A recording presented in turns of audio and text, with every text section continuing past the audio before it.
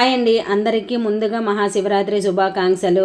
ఈరోజు మార్నింగ్ కాస్త ఎర్లీగానే లేచానండి, ఎందుకంటే ఇంట్లో పూజ చేసుకొని గుడికి కూడా వెళ్ళాల్సి ఉంటుంది. అలాగే పిల్లలకు కూడా రెడీ చేయాలి కదా, అందుకనేసి ఇంట్లో పూజ చేసుకొని శివయ్య కోసము పాయసం చేసి పెట్టుకున్నాను. అలాగే శివ అష్టోత్తరము, బిల్వాష్టకము అవి కాస్త బుక్లో చదువుకొని తర్వాత అయితే హారతి ఇచ్చేసి ఇంకా గుడికి అయితే బయలుదేరామన్నమాట.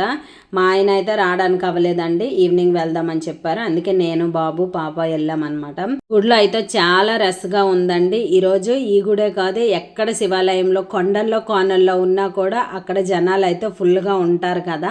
మాకు దగ్గరలో ఉన్న శివాలయంకే వెళ్ళాము. ఇంకా అక్కడ చాలా క్రౌడ్ ఉందన్నమాట. ఇంకా తులసమ్మ దగ్గర నేను దీపం వెలిగించుకొని బాబు చేత గణపతి దగ్గర దీపం వెలిగించాను. ఇంకా ఆ తర్వాత శివాలయం లోపలికి వెళ్ళేసరికి ఫుల్గా జనాలు ఉన్నారు. తోపులాట్లాగా అయ్యింది, కానీ నాకైతే మంచిగా దర్శనం అయితే అయిపోయింది. హారతి కూడా మంచిగా తీసుకొని ఇంకా ఇంటికి అయితే రిటర్న్ వచ్చేసాము. మా అమ్మ అయితే ముందు రోజే ఫోన్ చేసింది, మధ్యాహ్నంకి వచ్చిందమ్మ ఇంటి దగ్గరికి అనేసి. ఎందుకంటే వాళ్ళ ఇదిలోనే చాలా సందడిగా ఉంటుందండి, అందుకనేసి ఇంకా పిల్లలు టిఫిన్ చేసేసారు.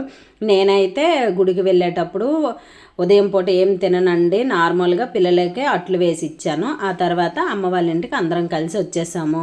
ఇక్కడైతే అందరూ పారాన్ని పెట్టుకుంటున్నారు, వాళ్ళతో పాటు నేను పెట్టాను, నేను పెట్టుకున్నాను కూడా. చాలా సందడిగా ఉంటుంది అనుకోండి అమ్మ వాళ్ళ వీధిలో, అందుకే ఏ సరదా అని ఇక్కడికే వచ్చేస్తాము. వీడియో నచ్చితే లైక్ చేసి కామెంట్ చేసేయండి.